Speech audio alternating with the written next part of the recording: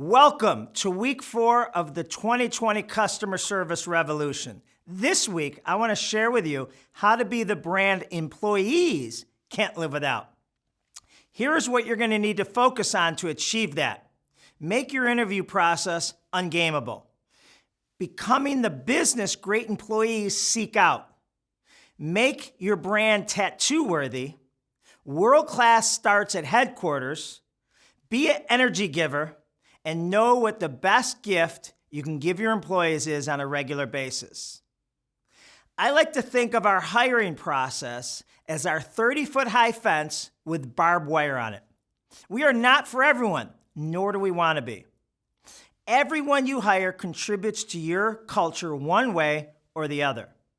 The biggest problem with the typical interview process is that most intelligent candidates can game it. Anyone can be on their best behavior for a short time, and most interview questions are predictable.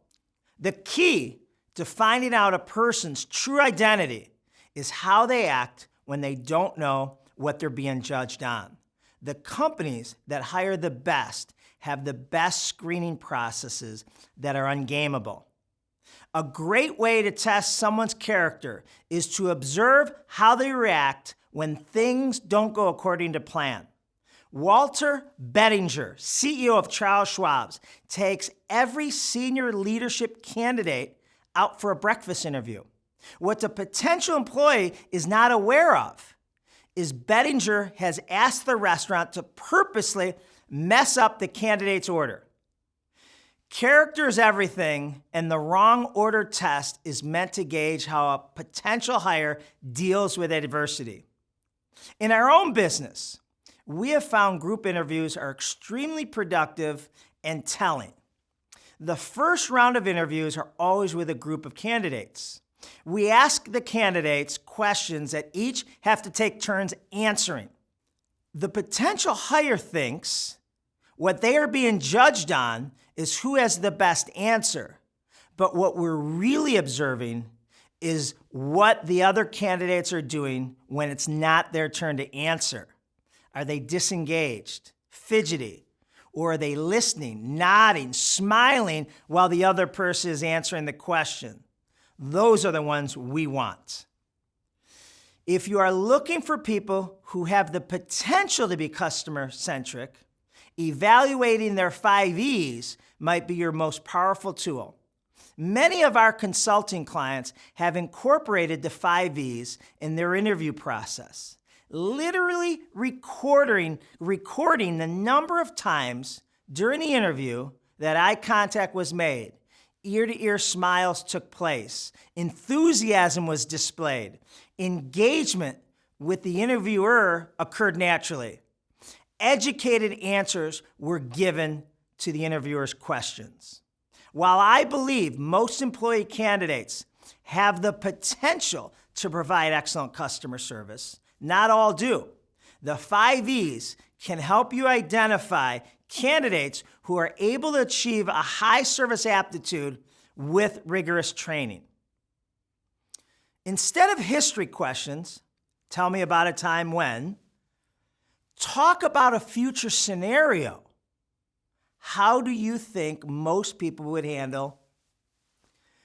People tend to give glimpses of themselves through how they think other people would react. Instead of asking a person what they would do in a situation, ask them what they think other people would do in that same situation. Most of us tend to project our own motivations on other people.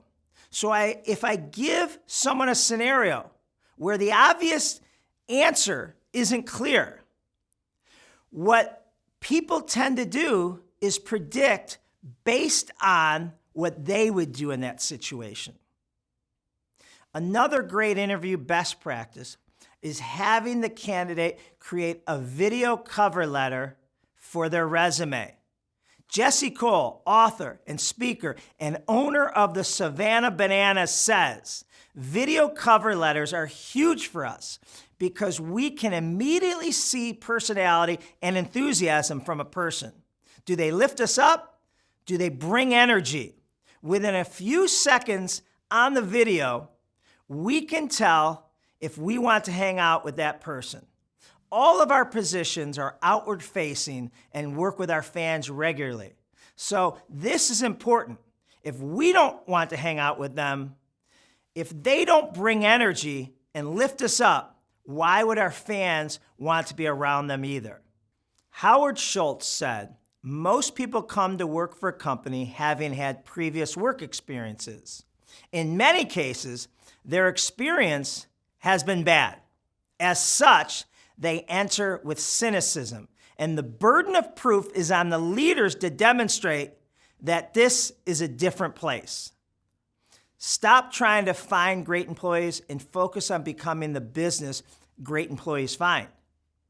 This is what our leadership promise is to our employees. We want you to make paychecks more than you ever thought possible. However, at the end of your career, we want you to feel that the paycheck was the least valuable thing you received from this company. Employees do not quit companies, they quit people. Not only leaders, but they quit each other. One of the most common requests the DiJulius Group gets is to help companies with their internal culture amongst team members. The peer-to-peer, department-to-department experience that employees provide to each other. Your workforce should be your best ambassador as well as guardians of your culture. They should see it as their responsibility to help coach and recognize the bad attitudes and poor performers.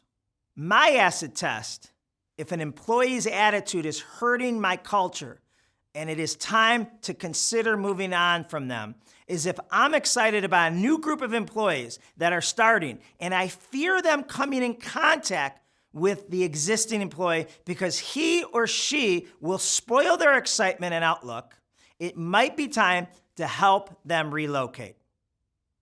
When we hire someone, that is the time we go to work for them. Want to know how well any leader is doing at creating high employee morale? Ask your employees to rank their direct leader on the following 3 questions on a scale of 1 to 5, 5 being the highest. 1, does this leader care about the company? 2, does this leader care about my success? And 3, does this leader care about me as a person? If the average score is less than 4.5 for those 3 questions, that leader has work to do, and it's clear in which area. Your customers will never be any happier than your employees are. Offer a career that your employees never want to retire from. Who would be crazy enough to get a company's tattoo inked on their body? Surprisingly, a lot of employees and customers. Research has found out why. The person feels a powerful emotional connection to the brand. They are part of an exclusive community, and they relate to what the brand represents and stands for. Feeling gratitude and not expressing it is like wrapping a present and not giving it. Our loved ones and coworkers are not telepathic about our appreciation. You have to express these things. Last week, I talked about the power of video texting and showed an example I sent to my client. I have always texted my employees on their company's anniversary dates to thank them. Now instead, I send a video text, which actually takes less time than typing it and has significantly a bigger impact. Hello, Alana, and happy 3rd JR anniversary. I can't believe it's only been 3 years. It feels like you've been here forever only because of the impact that you've made and how far you've come. So thank you for all you do. Congratulations, and I'm excited about the future. Have a great day. I am trying to force myself to think before I text anyone, employees, my sons, would this be more powerful as a video message? World class starts at headquarters. Your resource center, IT, marketing, HR, accounting, payroll, maintenance, shipping. How well does your headquarters provide a great experience internally to your operations, employees, vendors, locations, franchisees? Your corporate headquarters should be held to the same standard you expect of your customer-facing employees and be measured by internal customer satisfaction scores. Days of lighting fire under people are over. Days of lighting fire inside people are here. There are two types of leaders: energy givers and energy suckers. Which one are you? Or maybe you're like me. Sometimes it's dependent on the day. Energy givers raise the confidence of everyone they come in contact with. They constantly show gratitude and thanks. They give everyone else the credit. They believe in others. They are there for others when they struggle or are going through hard times. They are their employees' biggest cheerleaders. Energy givers find out what their employees' goals are and help them achieve it. They are great listeners. They will walk through a fire for those on their team, and they practice what they preach.